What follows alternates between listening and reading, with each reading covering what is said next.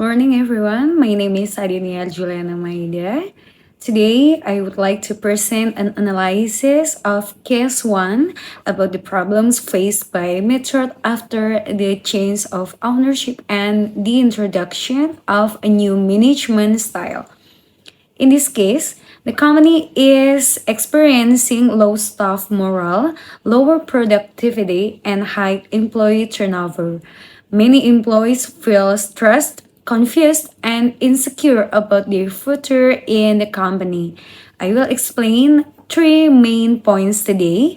The first, why the staff are resisting the change. The second, practical suggestions to improve the situation. And third, lessons that can be learned to manage change more effectively in the future. Let's begin with the first point.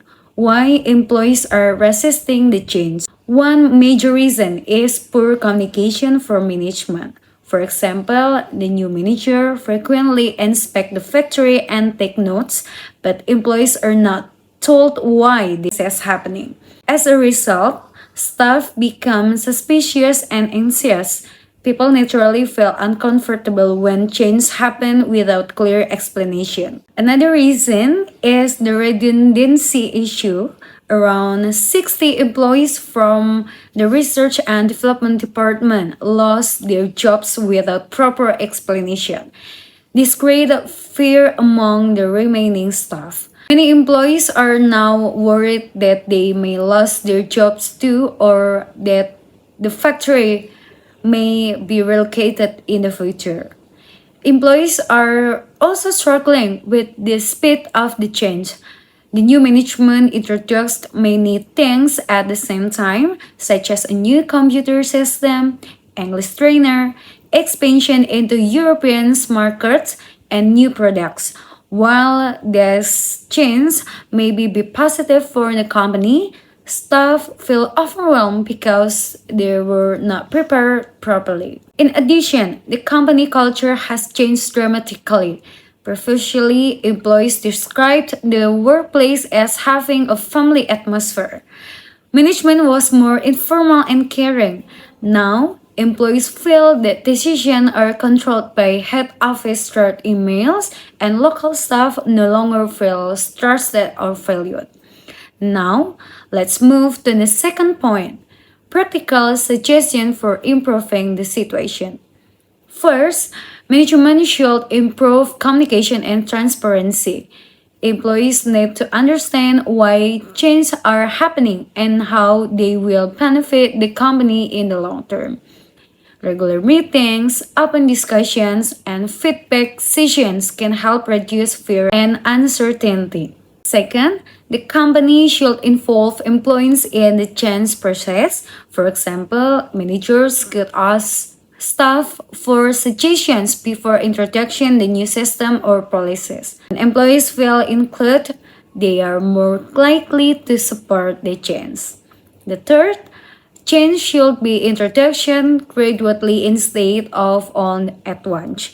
Employees need enough time for training and adjustment. For instance, before implementing a new computer system, the company should provide workshop and support so staff feel confident using it. Another important suggestion is rebuilding trust and morale. Management should recognize employee contributions and create a supporting working environment again. Simple actions such as listening to concern, appreciating good performance, and showing empathy can make a big difference. And finally, what can we learn from this case about managing change more effectively in the future? This case teaches us that change management is not only about business strategy, but also about people. Even good change can fail if employees feel ignored, confused, and threatened. Successfully, change requires clear communication, employee involvement, proper planning, and strong leadership. Companies must balance business goals with employee well-being. When staff understand the purpose of change and feel supported during the process, they're more likely to adapt in positively. In conclusion, the problem at Metro happened mainly because the changes were introduced too quickly and without enough communication or employee involved. By improving transparency, rebuild trust, and managing change more carefully, the company can improve staff morale and productivity in the future. Thank you for listening. Good morning.